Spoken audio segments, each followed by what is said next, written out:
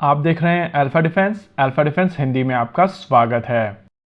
आज के इस वीडियो में हम लोग बात करने वाले हैं पाकिस्तान की PL-15 के बारे में। चाइना में लोग PL-15 को लेकर इतना पागल नहीं है जितना लोग पाकिस्तान में पागल हैं। जी हाँ, ये वही PL-15 है जो इंडिया में गिरी पड़ी हुई थी और मिसाइल सिस्टम्स को देखकर आप साफ समझ सकते हैं कि एक्सप्लोड भी नहीं हुई थी।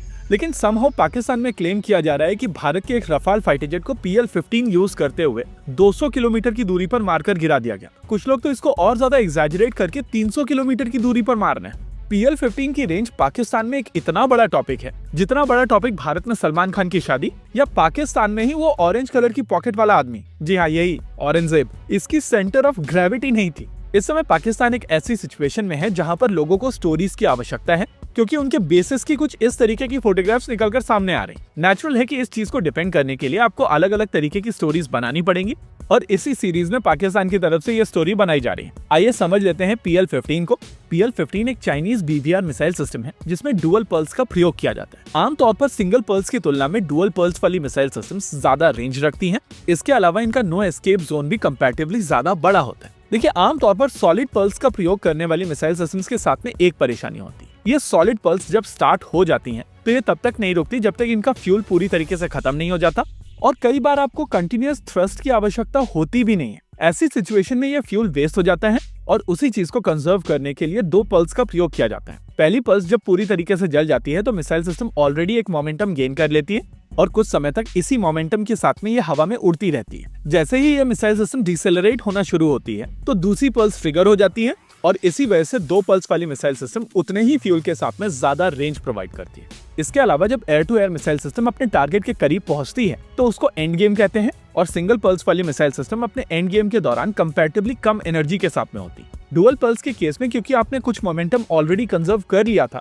इस वजह से एंड गेम के दौरान आपके पास में ज्यादा एनर्जी होती है और इसी वजह से एंड गेम के दौरान इस तरीके की मिसाइल सिस्टम ज्यादा मनूवर कर सकती है। इन थ्योरी डुअल पल्स वाली मिसाइल सिस्टम की रेंज भी बेहतर होती है और इनकी किल प्रोबेबिलिटी भी कंपैरेटिवली बेहतर होती है। लेकिन क्वेश्चन निकल कर आता है किस रेंज पर। एयर पावर ऑस्ट्रेलिया की तरफ से कुछ सिमुलेशन रन किए गए थे और उन लोगों ने AIM-120C को लेकर एक काफी इंटरेस्टिंग चीज बताई थी। उनकी थ्योरी के हिसाब से AIM-120C जिसकी रेंज 110 किलोमीटर के आसपास है, वो 60 किलोमीटर के एयर टू एयर डिस्टेंस के ऊपर अगर किसी टारगेट के ऊपर फायर की जाती है तो उस टारगेट को किल करने की प्रोबेबिलिटी 60% की होती है। यानी कि मैक्सिमम रेंज पर एंगेजमेंट्स होते नहीं है और अगर आपको अश्योर्ड किल्स चाहिए होते हैं तो आपको एनिमी के करीब जाना पड़ता है।